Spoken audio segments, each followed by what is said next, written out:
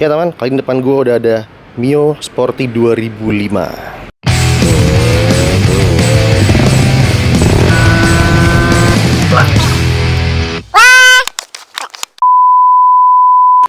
Ya teman, kali ini agak berisik, maaf ya, karena di dekat jalan raya ini. Jadi ini adalah Yamaha Mio Sporty keluaran pertama ya. Meskipun Yamaha Mio Sporty ini bukan matic pertama yang muncul di Indonesia, tapi dia bisa dibilang yang memulai kultur atau kepopuleran motor matic di Indonesia, teman-teman ya. Dan menurut gua Mio Sporty ini adalah motor matic yang desainnya paling timeless ya. Jadi sampai tahun 2023 ini masih relevan banget untuk apa ya namanya? Untuk bersaing sama motor-motor matic lainnya gitu. Karena desainnya itu modelnya dia menurut gua nggak lekang zaman ya. Jadi masih keren gitu, masih lucu lah buat sebuah matic gitu. Nah, yang ada di depan kita ini adalah unit yang sudah direstorasi. Jadi ini tepatnya Mio Sporty tahun 2005 warna biru. Sudah direstorasi sama pemiliknya. Jadi ini udah kondisinya udah hampir 90% mendekati baru ya teman-teman ya. Mungkin bisa dibilang ini resto mod ya, karena ini bukan restorasi mendekati original, tapi ini restorasi modifikasi gitu. Dia ada touch modifikasinya sedikit. Oke, langsung kita bahas dari desain ya. Kita lihat ya. Untuk desain secara keseluruhan ini dia mengadopsi bentuk yang curvy atau membulat ya. Jadi tidak banyak sudut lancip. Kebanyakan sudut-sudut yang agak membulat ya teman-teman ya. Tuh lampunya bulat. Terus lampu sennya ini dia, ini agak lancip memang gitu ya. Mulai ke bawah mulai agak lancip, tapi mostly sebenarnya agak membulat semua nih. Tuh ya, curvy ke belakang pun gitu. Tuh ya. Nah, yang uniknya adalah nih reflektor depannya nih, reflektor lampunya ini. Karena dulu masih pakai bohlam biasa ya, bohlam halogen atau bohlam tungsten biasa. Itu dia ada semacam candy tone warna biru di dalamnya nih. Jadi di reflektornya itu ada warna birunya gitu. Dan ini bawaan dari Yamaha-nya. Lalu sedikit ke bawah, emblemnya ini timbul ya. Bukan cuma tempelan kayak yang gel, stiker gel gitu, tapi ini benar-benar timbul tuh. Jadi bagus ya, build quality bagus. Terus ke bawah lampu sennya ini dia bareng sama lampu senja gitu teman-teman. Jadi kalau lampu senja dia nyala orange, kalau lampu sen dia berkedip. Untuk spakbor bentuknya dia hybrid ya, antara membulat tapi juga ada sudut lancipnya sedikit.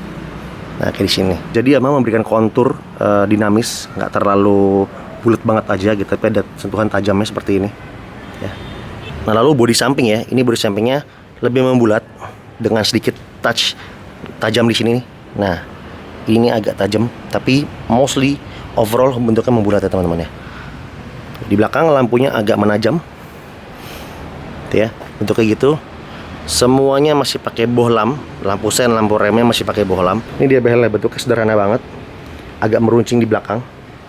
Dan Mio Sporty 2005 ini footstepnya itu yang belakang ya. Untuk footstep pembonceng itu di sini ya teman-teman ya, di deck bodi kasar ini. Jadi di bawahnya ini, nah ini pakai apa namanya bodi kasar yang tahun 2007-2008 ini. Jadi dia ada bolongannya. Tapi kalau aslinya dia tidak ada bolongan seperti ini. Dan memang ini karena 2005 asli, jadi dia tidak punya footstep tambahan di bawah sini ya teman-teman ya. Kalau yang 2007 ke atas dia ada. Untuk desain cover knalpot itu juga sederhana banget ya, cuman pelempengan besi chrome seperti ini doang. Untuk bagian speedometer ya, cluster speedometer ini benar-benar sederhana ya. Untuk Mio Sporty ini dia backgroundnya putih ya, terus ada garis merahnya, dan ini background belakangnya juga dia kayak carbon twill ya, tuh, ala-ala carbon twill gitu. Sederhana banget, cuma ada speedometer, odometer, terus indikator lampu beam, lampu sen, sama penunjuk bensin atau fuel meter ya. Di sebelah kiri saklarnya ada high low beam, ada lampu sen, sama klakson ya. Di bawahnya juga ada tuas cok ya. Nah, ini bisa ditarik. Buat yang nggak tahu ya, di motor karbu itu ada tuas cok, ini ditarik. Fungsi gini, kalau misalkan kita pagi motor susah nyala, ini ditarik biar dia ngasih lebih banyak bensin. Ntar kalau udah dia idle, kita bisa matiin coknya. Di sebelah kanan, karena ini belum AHO, jadi dia ada saklar lampu senja, lampu besar, sama starter. Untuk kunci benar-benar basic ya, tidak ada smart key, tidak ada kunci magnet apapun ya. Jadi masih benar-benar standar basic banget. Untuk akomodasi benar-benar cuma di bagasi doang ya teman-teman ya. Jadi di depan ini tidak ada sama sekali tempat penyimpanan gitu. Tapi banyak yang jual variasinya. Tapi kalau standar dia tidak ada tempat penyimpanan sama sekali. Nah, untuk bagasinya pun ya, ini kuncinya masih terpisah ya. Beda sama motor sekarang yang kebanyakan ada di depan. Kalau motor ini masih di belakang ya teman-teman ya. Nih, cetrek. Nah, ini udah kebuka nih. Nah, gitu teman-teman. Jadi ini bagasi tidak terlalu besar, tidak bisa helm. Ini cuma bisa buat jas hujan. Kita lihat ya, jas hujan sama beberapa tools ya. Di bener-bener kompartemennya cuma satu ini, dan dia dangkal, nggak dalam. Bener-bener nggak banyak bisa naruh barang. Jadi tidak sepraktis motor-motor zaman sekarang ya. Dan di depan sini ada tempat aki ya. Ini kalau kita buka, ini dia tempat aki. Sebentar. Nah, tuh aki di sini. Jadi dia menyatu sama tempat bagasi ya, nempel. Tangki bensinnya seperti biasa di belakang, dan ini kecil ya. Ini 3,7 liter saja full tanknya gitu. Jadi tidak banyak tempat untuk akomodasi barang ya gitu. Jadi tangkinya kecil, tempat bagasinya juga nggak besar, dan di depan pun tidak ada keranjang ya teman-teman. Oke, kita ke kaki-kaki ya. Jadi di depan ini standarnya adalah palang 5 ya teman-teman ya, dan lebarnya 140, ring 14. Tapi dia udah diganti dengan velg Virosi palang 3 gitu. Dan ini dia sudah pakai ban 80/80 14. Kalau bawa nasinya 70/90 14. Suspensi menggunakan teleskopik dan sudah pakai disc brake atau cakram ya, dengan satu piston kalipernya. Untuk belakang, suspensinya masih menggunakan single shock ya, sebelah kiri aja. Kayak gini. Velgnya juga sama ya, ring 14, palang 5 yang aslinya, dan lebarnya 160. Tapi ini udah diganti juga ya, ini Virosi palang 3, lebih lebar sedikit, lupa ukurannya, kalau nggak salah sih 215 ya yang belakang ini, depan 185 gitu. Ini menggunakan ban 90/80 ring 14 ya. Jadi kalau gue sih suka nih ya fitment dengan ban 90/80 14 ini. Nah, untuk mesin, karena masih karbu, jadi tenaganya tuh nggak besar-besar banget teman-teman. Jadi dia tenaganya cuma 8,8 HP dan torsinya cuma 7,8 Nm. Dan ini kompresinya rendah, 8,8 banding 1. Jadi sebenarnya masih bisa minum premium. Kalau sekarang premium nggak ada, berarti bisa minum Pertalite gitu. Cuman saran gua, minum Pertamax aja nggak apa-apa, biar lebih bersih gitu ya mesinnya. Dan Mio ini cc 113,7, dibuatin jadi 115. Bisa dilihat di sini speknya teman-teman. Silahkan cek.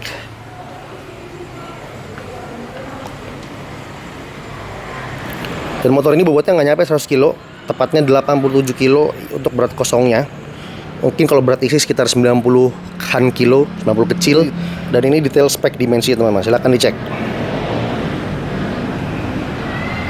Nah, di motor ini juga ada beberapa ubahan ya dari standarnya. Kayak misalkan spionnya nih, tuh, spionnya lucu nih, dia nggak kayak bawaan Mio yang asli yang lebih oval, tapi bener-bener monoton bentuknya. Ini lebih ada ovalnya gitu ya. Terus handle chrome, gagangnya chrome. Ini punya Nuvo SX ya teman-teman ya, Thailand. Jok sama motornya period correct juga. Ini jok juga sudah ganti teman-teman ya. Jadi ini di desainnya lebih sporty teman-teman ya. Ini ada dua bahan, kulit sintetis yang lebih halus di sini ya. Depannya lebih halus, ini lebih kasar ya. Ada teksturnya gitu. Jadi biar lebih ngegrip, nggak licin. Sama di bawah ini ada box tengah Givi, sebenarnya buat bebek. Cuman ternyata diakalin pakai bracket bisa masuk di sini ya teman-teman. Jadi bisa buat naruh barang-barang lain yang nggak bisa masuk di bagasi motor ini. Dan ini di CVT sudah diubah rollernya teman-teman. Jadi kalau aslinya 10,5 gram, ini dipakai 8 gram rata teman-teman ya. Jadi biar tarikan bawahnya lebih enteng.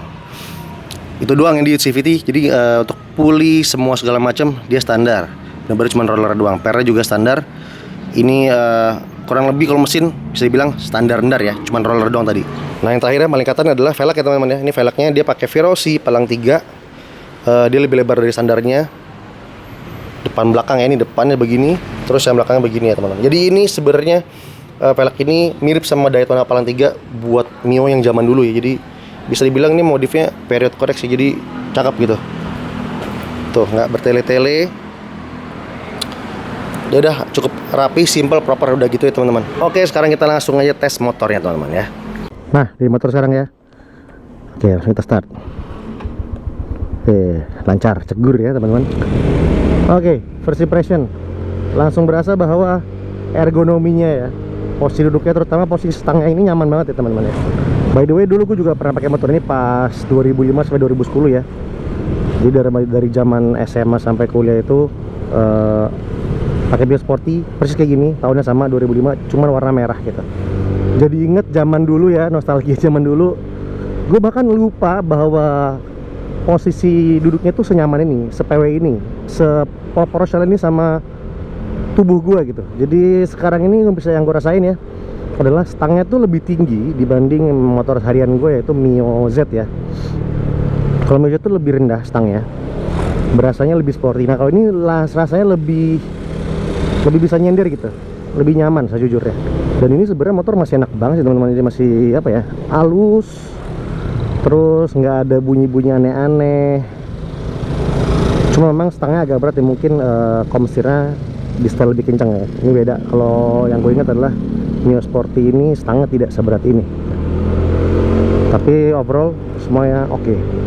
Nah, untuk tenaga tarikan ini karena udah pakai roller 8 gram, jadi cukup enak ya tarikannya ya, cukup responsif tarikan tengahnya tuh. Jadi motornya mau langsung ngeraung ya teman-teman ya, jadi enak gitu buat nyalip-nyalip tuh pede. Woi, tarik mantap tarikannya, masih enak motor tapi tarikannya.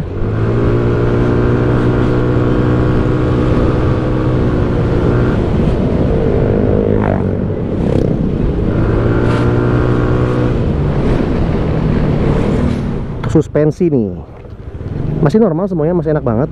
Depan belakangnya masih enak banget ini suspensinya. Jadi di poldur pun tidak keras ya, nggak geradakan. Ini mengingatkan zaman dulu ya. Memang secara garis besar ya, ini bisa dibilang motor ini emang agak underpower sih sebenarnya dibanding motor-motor matic 110 cc bahkan kayak Beat gitu.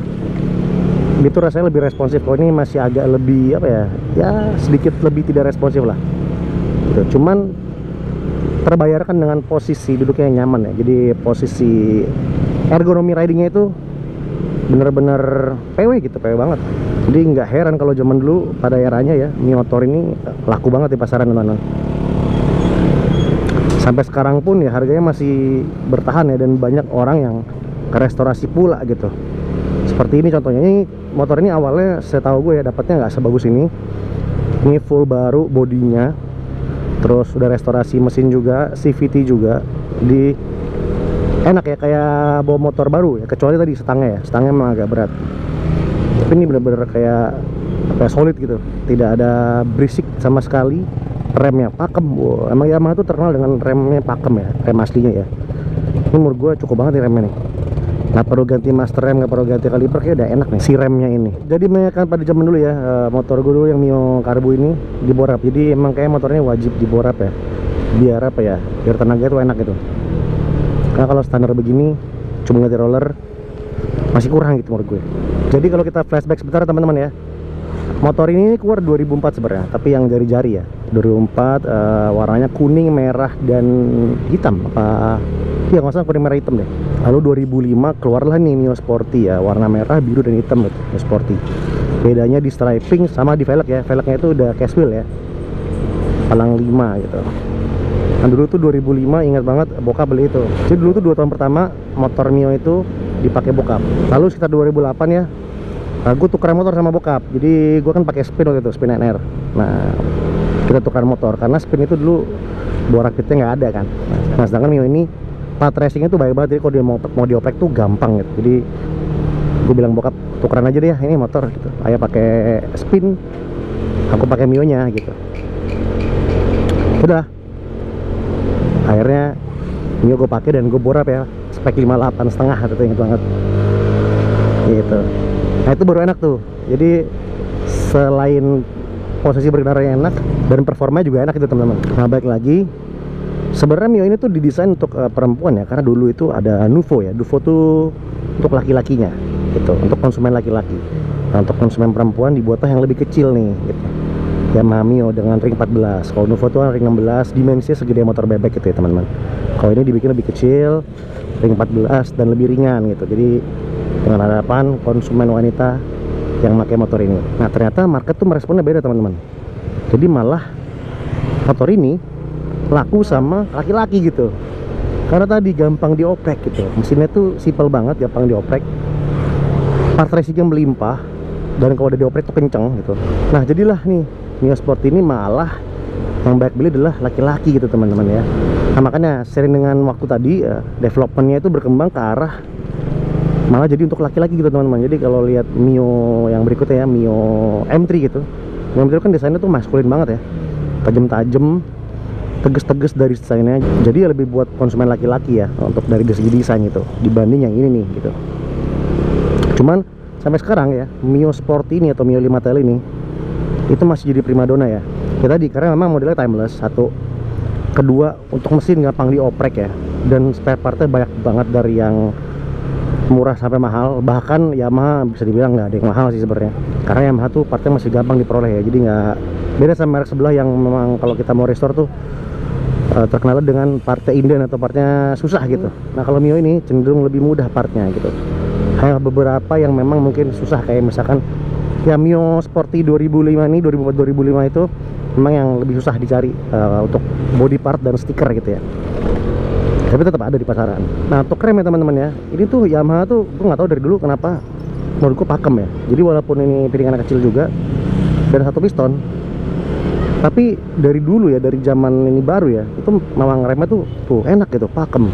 Kayak kalau misalkan kita mau ganti master rem atau kaliper tuh rasanya mau bazir ya, kecuali memang ngincar looks-nya doang gitu. Tapi kalau secara fungsi ini udah enak banget sebenarnya. Jadi kurang lebih itu sih teman-teman ya. Jadi ini gue udah cukup nostalgianya sama Mio Sporty 2005. Ini mengingatkan gue sama zaman-zaman SMA dan kuliah ya. Ini motor yang setiap hari nganterin gue dari rumah ke kampus gitu. Tapi bedanya ini standar dan dulu gue pakai bore up gitu. Jadi kalau masalah tenaga enakan yang punya gue dulu. Nah buat teman-teman yang lagi ngincer Mio Sporty ya, pengen nyari Mio Sporty buat jadi harian gitu, ini masih bisa banget teman-teman. Jadi asalkan memang dirapihin ya, kayak mesinnya dienakin lagi, terus pokoknya di restore lah, diremajakan semua mesin CVT-nya. Kalau masalah part-part segala macam Yamaha ya emang gak lawan deh, gampang banget partnya teman-teman. Dan harganya relatif terjangkau. Gua nggak bisa bilang murah juga, tapi terjangkau karena ada beberapa part yang memang harganya juga mahal. Kayak misalkan stikernya aslinya ini udah 700.000 nih untuk stiker doang ya, stiker body ya. Tapi untuk part lainnya masih taraf normal lah harganya gitu, malah bisa dibilang murah gitu. Oke, jadi kesimpulannya gitu teman-teman, motor ini walaupun sudah umurnya berapa, 2005 sampai 2023 itu sekitar hampir 20 tahun ya teman-teman ya, sudah 18 tahun gitu, ini masih relevan banget untuk dipakai harian karena posisinya tuh enak ya, posisi berkendara itu nyaman, segitiga berkendara itu pas gitu, nggak bikin capek-capek. Tapi mungkin yang perlu dicatat adalah konsumsi BBM ya, karena konsumsi BBM motor ini pas baru pun dulu tidak irit ya. Jadi kalau misalkan kita tarik ke sini untuk kondisi sekarang mungkin bisa jadi 25 km per liter kurang lebih ya teman-teman ya. Beda banget sama motor injeksi zaman sekarang ya, yang memang bisa tembus 45 ke atas gitu mileage-nya atau konsumsi BBM-nya. Oke, kalau gitu dikit cabut dulu. Terima kasih sudah nonton, semoga berguna bagi kalian yang lagi nyari info tentang motor Mio Sporty ini. Semoga membantu. Jangan lupa like, subscribe, dan komen di bawah. Terima kasih teman-teman yang nonton. Video cabut dulu. Ciao.